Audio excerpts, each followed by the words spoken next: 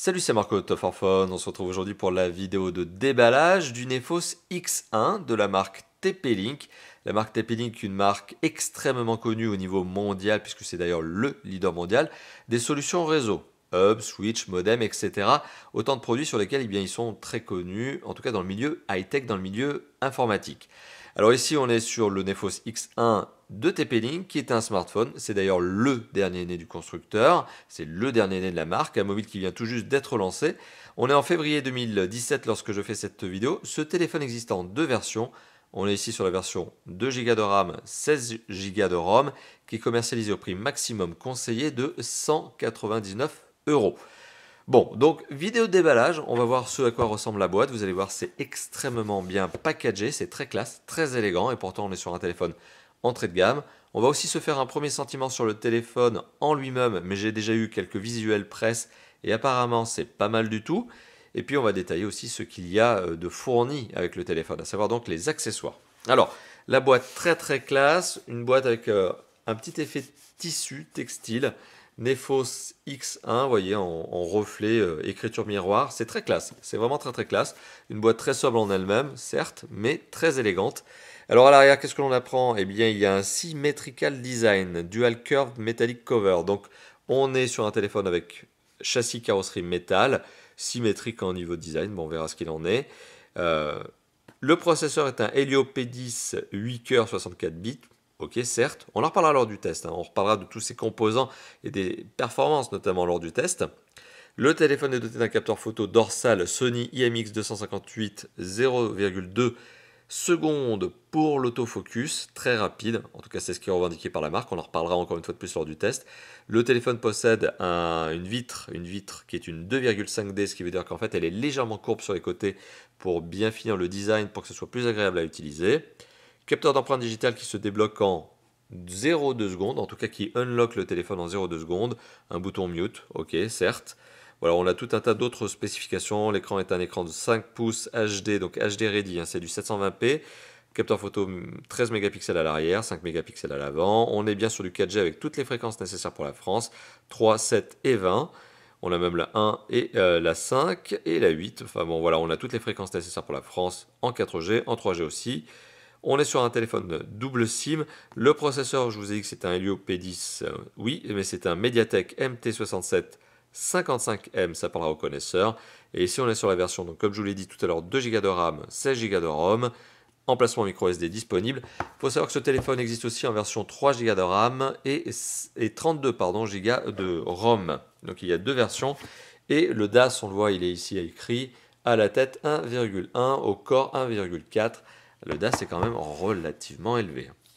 Alors, le scellé de protection, on va le casser ici, voilà. Bon, il était déjà cassé, on va vérifier celui-là. Voilà, celui-là était par contre neuf, apparemment. Allez, hop, on ouvre la boîte. Alors, à l'intérieur, qu'est-ce qu'on retrouve? On retrouve ici une petite pochette. Alors, avec un petit autocollant. Allez, on va essayer de faire ça proprement. Voilà. Hop. Alors, qu'est-ce qu'on retrouve dans ce petit compartiment? Petite documentation, sans doute. Ah, bonne note, on retrouve un film protecteur teinté bleu. Est-ce que c'est vraiment ça? Soit. Bon, on verra, on en reparlera lors du test. On retrouve quoi d'autre? Bon, une petite, même pas une brochure, c'est même pas une brochure, c'est fait sans doute pour vous inciter à aller chercher le film protecteur, pour attirer votre regard. Alors, on retrouve le téléphone en lui-même. Alors le téléphone en lui-même, ici en version argent, je crois qu'il existe en donc gris argent, gris clair, gris foncé je crois, ou presque noir. Je crois qu'il existe aussi en doré. Je me demande même s'il n'existe pas en rose. Bon, enfin, on en reparlera lors du test de toute façon. Le téléphone, capteur dorsal ici, capteur d'empreinte digitale, capteur photo dorsal, double flash LED, on le voit dual tone, hein, on le voit au milieu ici. Voilà, donc il y a bien un double flash LED. Donc le téléphone a un design qui est compact. Vraiment, ouais, ça donne ce sentiment de compacité. C'est un écran de 5 pouces, donc c'est une dimension qui est standard, vous le savez. Mais il donne vraiment ce sentiment de compacité. Ouais, peut-être en raison de cette épaisseur qui est fine. Voilà, donc prise en main agréable. Vraiment ce sentiment de compacité. Design métal qui présente bien. Alors je l'avais déjà vu en visuel presse, hein, comme je vous l'avais dit, mais ouais, le design est vraiment sympa. Double grille en bas. Je ne suis pas convaincu que les deux soient des haut-parleurs, hein. Je pense que c'est haut-parleur d'un côté et micro de l'autre. Connecteur micro USB classique, hein. Le slot pour retirer les cartes SIM, ou en tout cas placer les cartes SIM. Un bouton physique. qui doit probablement être le bouton donc mute, tout simplement. Ah, on entend un petit peu de mouvement. Voilà, un petit peu de mouvement dans les... Ah, non, non, peut-être pas. Non, finalement, je vais peut-être dire une bêtise. L'écran est bien doté d'une vitre 2,5D. Alors, qu'est-ce que l'on retrouve d'autre également? On retrouve un petit volet ici, avec les écouteurs, que l'on va détailler d'ici quelques secondes. L'adaptateur secteur. Alors, l'adaptateur secteur, c'est un adaptateur secteur... Est-ce qu'on va y arriver? 1 ampère. Donc, ce téléphone n'est théoriquement pas doté de la recharge rapide. On le voit ici, 1 ampère. Alors, qu'est-ce qu'on retrouve d'autre? Je vais revenir sur les écouteurs d'ici quelques instants. Le câble USB, micro USB, rond, très classique. Une petite pochette. Alors, qu'est-ce qu'elle contient, cette pochette? De la documentation, bien sûr. Alors, de la documentation et probablement, j'allais dire, voilà, le trombone. Alors, le trombone, il est là. C'est le trombone qui vous permet, ce que j'appelle trombone, c'est cette petite aiguille qui vous permet de retirer les slots pour les cartes SIM. Voilà. On retrouve donc de la documentation. Voilà, guide de démarrage rapide, guide de garantie, etc. Et on va donc se pencher sur ces écouteurs qui m'ont l'air, ma foi, très sympathiques. En tout cas, c'est bien packagé, c'est bien présenté. Bon, c'est un bon point.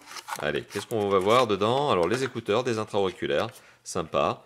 Légèrement courbes, enfin légèrement, pas du tout légèrement, ils sont courbes. Ok, des écouteurs noirs, bon, ce qui contraste avec le téléphone en lui-même.